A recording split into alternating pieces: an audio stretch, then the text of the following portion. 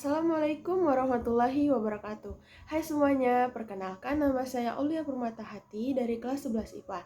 Jadi video ini ditujukan untuk memenuhi tugas bahasa Indonesia kepada Ibu Resti Mardina Salsabila SPD. Lalu di video ini saya akan meresensi buku novel yang berjudul Bawalah Perasaanku, karya Edi D. Iskandar. Mari kita simak videonya. Berikut ini ialah isi presentasi yang akan saya jelaskan. Pertama, judul resensi, 2 pendahuluan, 3 isi, 4 kelebihan, 5 kekurangan, 6 sinopsis buku, 7 kritik, dan 8 saran. Lalu judul resensi saya pada kali ini ialah Perjuangan sebagai seorang istri dan ibu. Selanjutnya ialah pendahuluan. Berikut ini identitas bukunya. Judul Bawalah Perasaanku, karya Edi D. Iskandar, penerbit Irama Widya, ISBN 9786023748884. Penulis Edi D. Iskandar, tebal 304 halaman, jenis cetakan book paper BW, ukuran 12,5 x 19,5 cm, harga di atas untuk Pulau Jawa, Rp 60.000 harga luar Pulau Jawa, dan Rp 60.000 harga Indonesia Timur. Tentang penulis, meskipun sudah diterbitkan sejak 27 tahun yang lalu, namun novel-novel karya Edi D. Iskandar tetap aktual dan digemari sampai sekarang.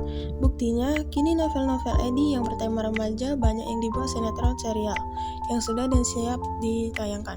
Antara lain, Cewek Komersil, Cowok Komersil, Cinta Sang Bintang, Buat Aku Tersenyum, Gita Cinta dari SMA, Semau Gue, Puspa Indah, Taman Hati, Roma Picisan, Sok Nyentrik, Musim Bercinta, dan sejumlah novel lainnya. Lalu, salah satu kekuatan novel Edi D. Iskandar karena daya ungkap dan dialog-dialognya yang mengalir lancar dan tetap aktual, tidak terpengaruh perubahan tren remaja. Bahkan para pengamat sastra seperti H.B. Yasin, Jakob Sumarjo, Umar Yunus, Umar Khayyam, Soepardi Djoko Darmono sempat mengulas atau mengungkap novel popnya Edi. Berdasarkan kenyataan itulah, sejumlah novel klasik dan novel bestseller Edi D. Iskandar diterbitkan lagi oleh Irama Widya, tentu saja dengan penampilan artistik yang berbeda dari sebelumnya. Lalu selanjutnya isi cerita. Berisi kisah cinta Sadewa dan Maya yang awal mula dipertemukan oleh Susan si sahabat Maya. Setelah menikah, mereka sangat bertolak belakang dalam pemikiran. Sadewa yang ingin menjadi aktor membuat Maya khawatir. Ternyata benar, ketika Maya mengandung anak pertama dan kedua, Sadewa selalu berbohong kepada Maya bahwa ia sedang bekerja, padahal ia sedang bermain dengan wanita lain. Kesengsaraan ini membuat Maya memutuskan untuk kembali ke rumah orang tuanya, lalu untuk cerai kepada Sadewa. Hal ini membuat Sadewa tidak mengambil pusing dan langsung menceraikan si Maya. Awalnya Maya terpuruk, namun karena kecantikannya ia pun ditawarkan oleh sutradara untuk memainkan film. Awalnya ragu, namun untuk menghidupi kedua anaknya, ia rela melakukannya asalkan tidak berpelukan atau berciuman dengan laki-laki lain. Hal ini membuat Maya terkenal. Sedangkan Sadewa lama-kelamaan ketenarannya pudar, dan ia pun menyesal telah meninggalkan Maya.